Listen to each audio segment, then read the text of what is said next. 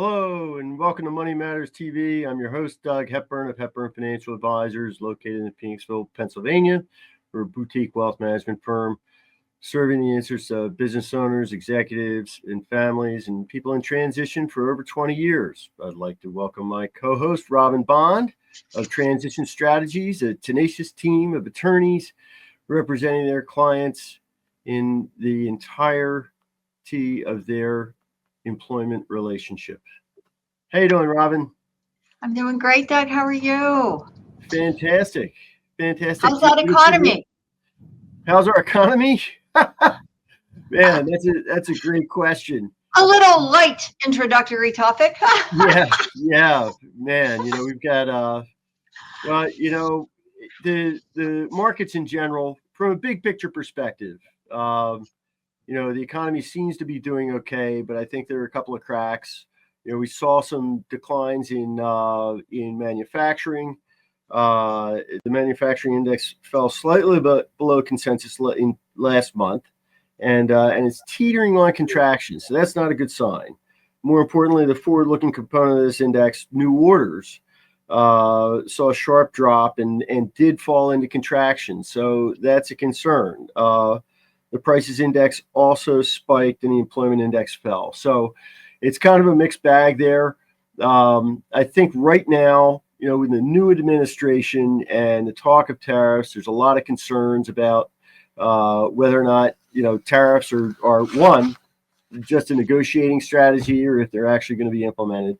And two, how much of an impact they're going to have. There was a recent report out of the Atlanta Fed, which basically said that, tariffs generally end up are being borne by the corporation, not the end user. So, yeah, it's surprising. I'm thinking that's a big 25% increase in the cost of my car would be like a really big increase if they passed that along. Exactly. Yeah. So, and that's a concern. And as a result, it's kind of whipsawed markets because people are going, tariffs. Oh my God, we're going to hell in a handbasket. And the markets sell off. And then we find out that, okay, well, we're not going to implement them today. It's going to be next month. And the markets bounce back. So, I think markets are overreacting in many respects to a negotiating strategy that's being used. And I think, it's just, we just have to wait and see. But the fundamentals of the economy, I won't say are strong, but it doesn't look like there's a recession on the horizon. I think it's just, that a lot of things are going to need to be reshuffled, if you will. Yes, and as there is a reshuffling of the workforce, Doug. Yes. Let's keep in mind what that implication is going to have, because, what we are seeing here, like some of my employment law colleagues and I have been talking about since, in the past few weeks, we have been, deluged with people calling that are being let go, losing their jobs, and we don't even represent federal employees. So the whole federal sector of the public sector people losing their jobs is another factor. And, there might have been some blips, but what I'm seeing here in hiring is effectively some sort of a seizure or a frozen labor market for people in white collars making $100,000 a year or more. Right. There is just everybody's waiting to see, like, what's going to happen with the economy, with government policies, with right. A lot of the technology changes, what's going to happen. So I'm seeing, and clients are reporting to me, a very slowed down job hiring process. Interview after interview, dragging on for months for people to only, hear nothing, or companies right. to say, oh, sorry, we're not filling the job. So, all I can tell you, there's a lot of uncertainty in the markets that is really being reflected in the unemployment rate. And I don't care if they are telling you in some government statistic that, hey, we're stable at 4%. You're stable at 4% because there's a lot of hiring in some industries, like healthcare, hospitality, frontline workers. But for Right. other industries and other workers, it's not a very good picture out here at all. So, my advice to employees, you're going to have to work your networks to get warm introductions for any Absolutely. job, opportunities, because I don't think it's going, the days of the pandemic when, there were 2 jobs open for every employee, I don't see that manifesting itself anytime soon. Yeah.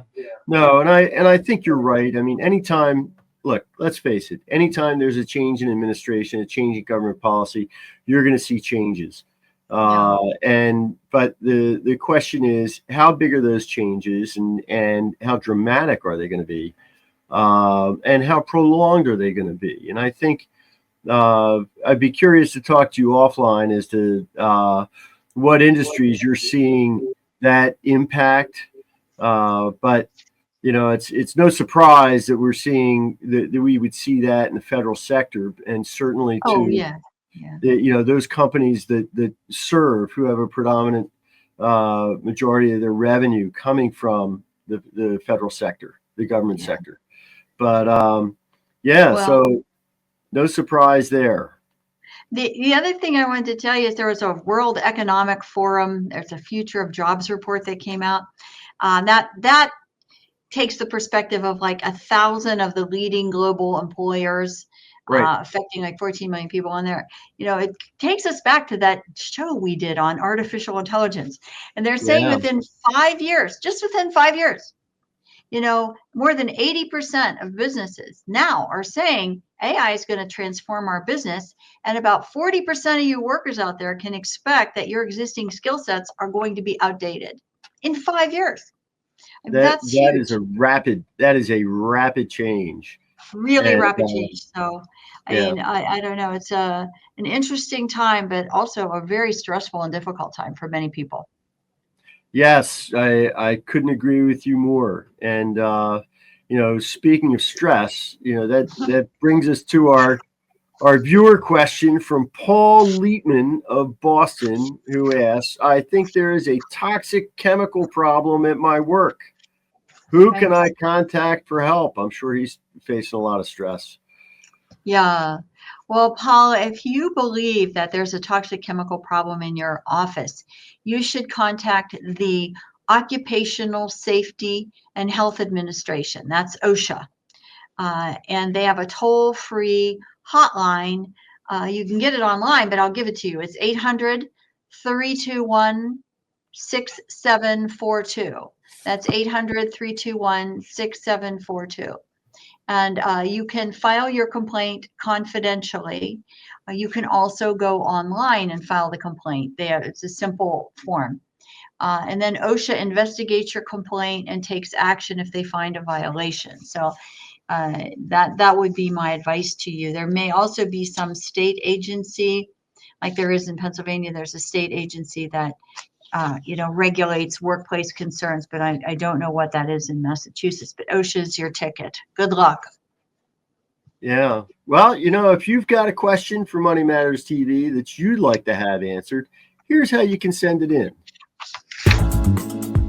You can have your questions answered on Money Matters. Please go to our website, money-matterstv.com. On our homepage, click on the banner on the right that says, Send us your questions.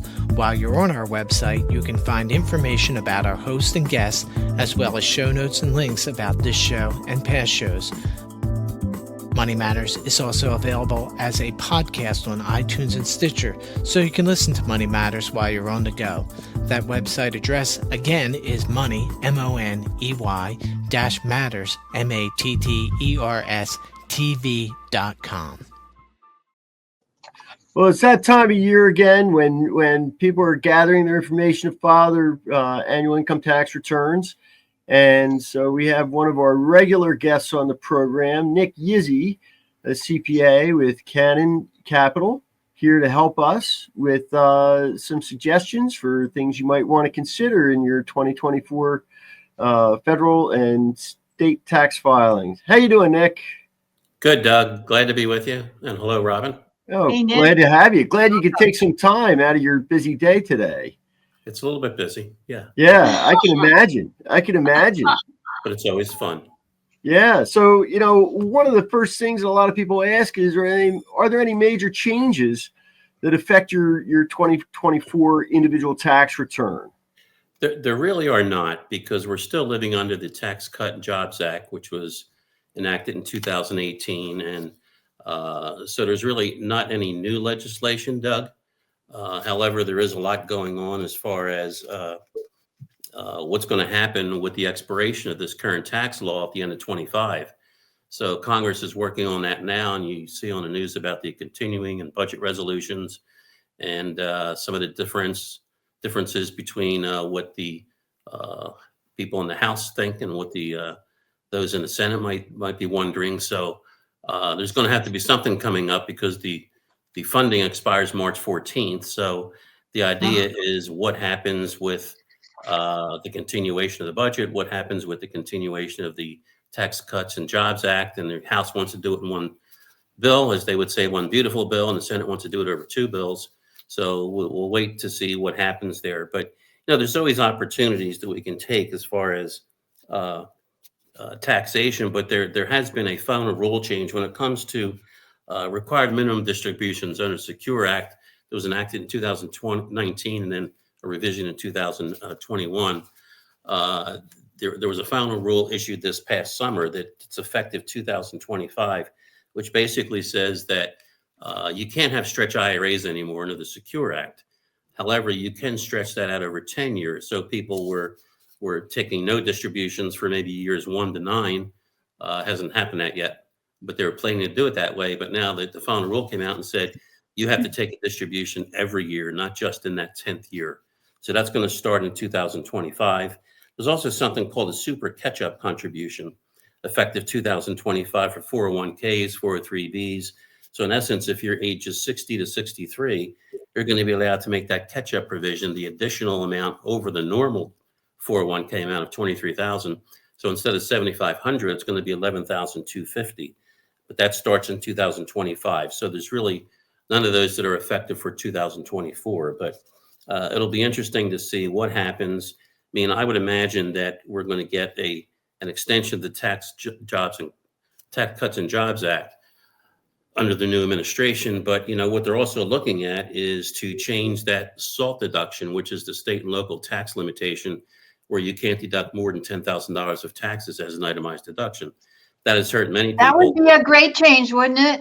It would be a great Especially change. for people living in the Northeast Corridor. That would be Yes. very substantial. So I I really think like that's that. going to So, go through, and I and think like one of the things, we hear about, Nick, is people call the IRS and they can't get through for help, right? And, on one hand, the IRS was giving more funds to hire people. But then on the other hand, now we have Elon Musk and Doge, who's fired 6,500 people. So what do people do if they have questions and they can't get through to the IRS? Like, well, how do you get your problems resolved now? it's interesting, Robin, because 2 weeks ago I called the IRS, and practitioners have a practitioner hotline where they can call and they can get in quicker, supposedly. And I was on the phone for over an hour, and then I got what's called the courtesy hang up, because they don't have the personnel to be able to handle all these calls. So it happens also to practitioners who have these special phone lines.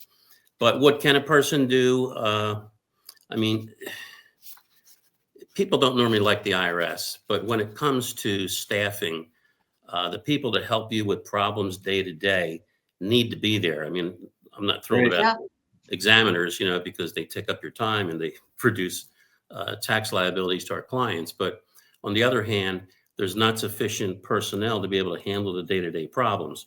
Right. What I suggest is, number one, if you have a long continuing problem, you can file what's called Form 911 with the Taxpayer Advocate Office. And the Taxpayer Advocate Office is an independent arm within the IRS. And if you fill out this 911 form, you can do it also online. That may expedite the issue that a taxpayer may have with their tax situation. They can also call contact their U.S. rep or senator, and that's called the congressional inquiry. And sometimes that inquiry will produce some motivation on the part of the IRS to get a long-term problem resolved.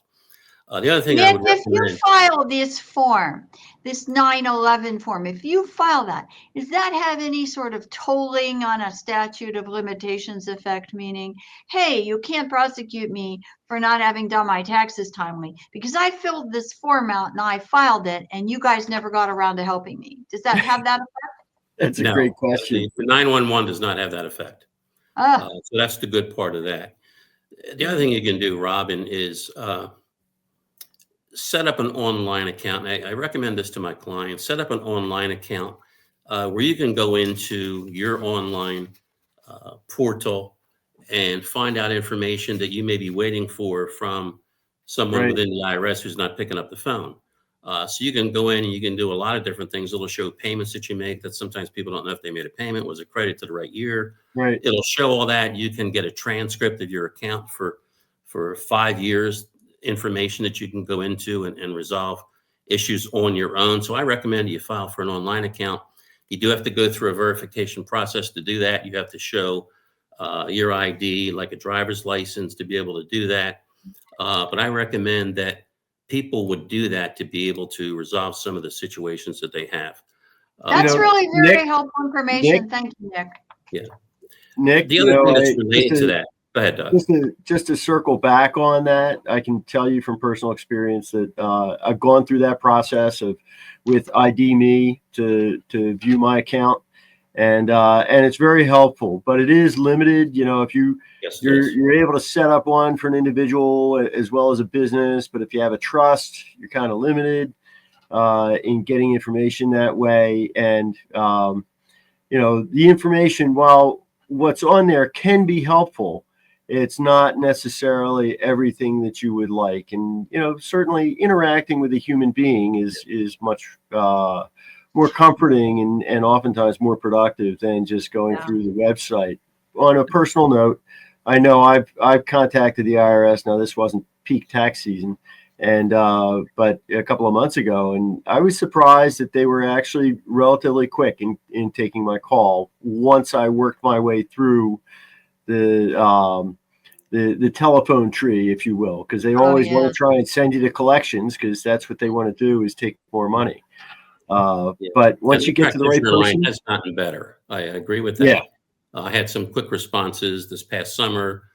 Just more recently, I guess because it's tax season, it's slowed down again. But you know, there have been some layoffs apparently, and people who were supposed to be hired, they had a commitment, and now that commitment has been rescinded. So I don't know what's going on exactly, but it seems to be that it's creating somewhat of an issue again. Just to circle back on the changes to required minimum distributions, I think viewers need to understand, you know, that when the IRS said, yes, you have to start taking required minimum distributions over that 10-year period, you know, it's dependent on whether or not the person who deceased was already taking RMDs, and that's going to determine the minimum amount that you have to take out. So if they were taking RMDs, you got to apply to a spouse of a decedent. Spouses don't have that limitation, or disabled persons like a disabled son or daughter. But for all other beneficiaries of an inherited IRA, it's a 10-year window in order to take out those distributions, and now it has to be over a period of time. And of course, you know, we've gotten a few years of relief from that because the IRS kept kicking the can down the road. Yes, there's now 3 or 4 years. Now, you know, if you got those first 5 years and you didn't take anything out, you're going to have to take those minimums going forward, but you're going to have a much bigger bill at the end. Yes, and there have been some penalties that were waived because of those intermittent rules that had come out. But it's an interesting situation. But hey, I want to follow up on something when you mentioned about, you know, IRAs and inherited and it goes back to death. But when, you know, my dad died, you know, we found that someone had stolen his identity, his social security number, probably through some doctor's office. Because, you know, he was sick, and I recommend everybody never give your social security number to anyone in a doctor's office. But identity theft has really continued to increase. And a lot of these fraudulent tax returns are being filed by people who aren't you. So if that happens to one of our viewers, Nick, what do they do, or how do you keep that from happening to you? Well, there's two different situations. Oftentimes, the IRS will contact you first before you even realize that your identity has been stolen. But if that does happen, what's occurring, Robin, is that it's taking up to 18 months to resolve the issue with identity theft with someone who tries to get their refund on the valid 1040 versus someone who stole their identity and filed a tax return on their behalf. So, I mean, there's a form 15227, which sometimes has to get filed in order to go through the process of establishing your true identity. Sometimes you have to go into a local office. Sometimes it's just best to just make an appointment to go into a local office rather than have the correspondence back and forth. But here's what I do. I recommend to folks, even if they were not a victim of identity fraud, they should voluntarily apply for an ID protection pin. And I did that for myself and for my wife. And if you already have an online account, you can go in with that ID Me that Doug has already mentioned. If you have an online account, you can get an ID protection pin immediately once you go through the process. If not, you can file an online application on paper, and that may take a month or two before you get that ID pin. When you get that ID pin, you have to put that on your tax return as you file electronically. That's the only way it's going to help you. So if you file electronically, the IRS will send you a new ID, 6-digit pin every year. And if you don't put that pin down, then it won't process. I just filed a return for a client. He didn't tell me he did apply for ID pin. I'm glad he did. So the return got rejected, and I called and said, "Do you have an ID pin that you applied for?" He says, "Yeah, but I never told you." So I had to get that number and put it in. So I recommend that people take a proactive approach, get an ID pin. There's so much going on nowadays with identity theft that it's actually scary. So, well, particularly since we had that company down in Florida that had 2 billion records on people, sure. and they got hacked, including birth dates, social security numbers, name, address. Oh my God. And so I got to believe that all that stuff's out on the dark web and accessible by nefarious people who are looking to steal identities. So I think that's great advice, Nick, to go and get a PIN number through the IRS and use that. If you go online, you can just Google ID PIN. It'll pop right up on the IRS website. Yeah. Okay, so I recommend that everybody would do that. Thank you. Great suggestion. Yeah. So, one of the things that we hear a lot of people talking about and is, in particular in the markets, is cryptocurrency and how to report that on your tax return. Is that something that you deal with? Transactions are reportable on Form 8949, like any capital gain transaction would be. Then that would roll over onto a Schedule D. But many people think, well, I have a digital asset, Coinbase, or I own an account in Coinbase, and I have Bitcoin, and I have Doge, and other Shiba Inu, and I don't have to pay taxes on it. Nobody's going to know. Well, they are required to report those nowadays if they're legitimate organizations that you're dealing with. So you still have to report that, and you can get a transaction report just like you can from any other financial provider. So it is a requirement that you, number one, pay income tax on it, but also to answer the question.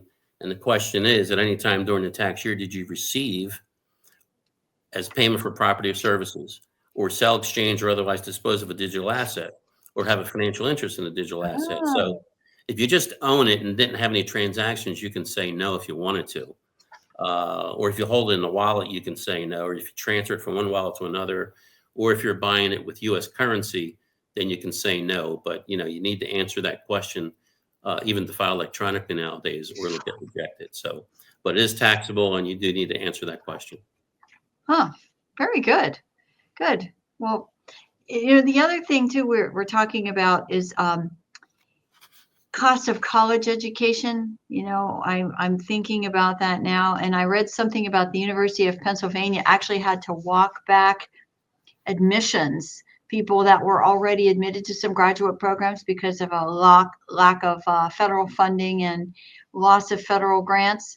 So what are you giving, what kind of advice are you giving to your clients now for ways to save for tuition?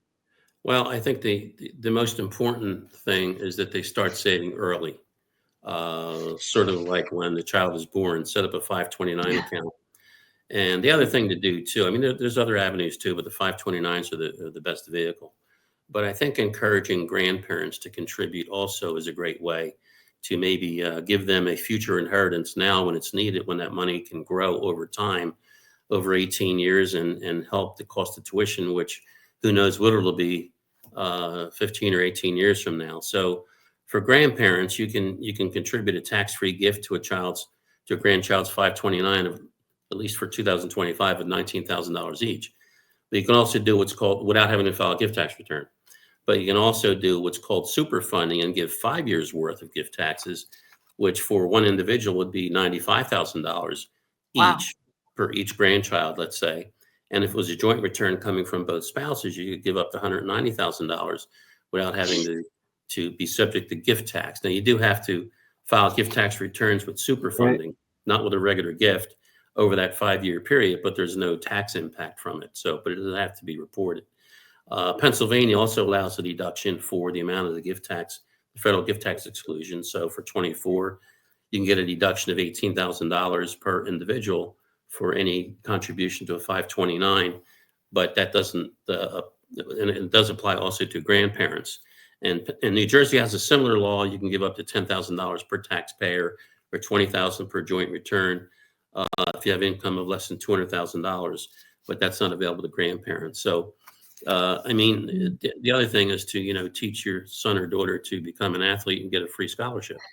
Well, That might be speaking the of, most are those 529 accounts, do they count against you? Like if you want to try and get financial aid for your kid? under new requirements as far as FAFSA, they do not count. So that's another advantage in trying to get that 529 build up. So, That's really an anybody can important contribute to a advantage. person's 529. It doesn't have to be a parent or grandparent. It could be an aunt or uncle or some other relative. So might be a Yeah. good way to ask people to contribute Christmas time, let's say, or birthdays, to contribute to someone's 529, one of your children.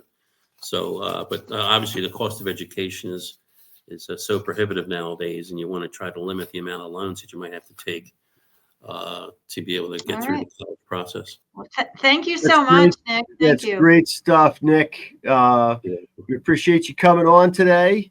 I know there's probably a lot more stuff that we could have covered, but we're going to have to wrap it up here. We'd love to thank you for coming on and sharing your knowledge with us. And I'd also like to thank the people who work behind the scenes to help make Money Matters TV possible, as well as you, Robin. And be sure to tune into our next show with Doug Bloom, the CEO of DAB Ventures. In the meantime, most importantly, we want to thank our viewers, you, for tuning into Money Matters, where your money matters.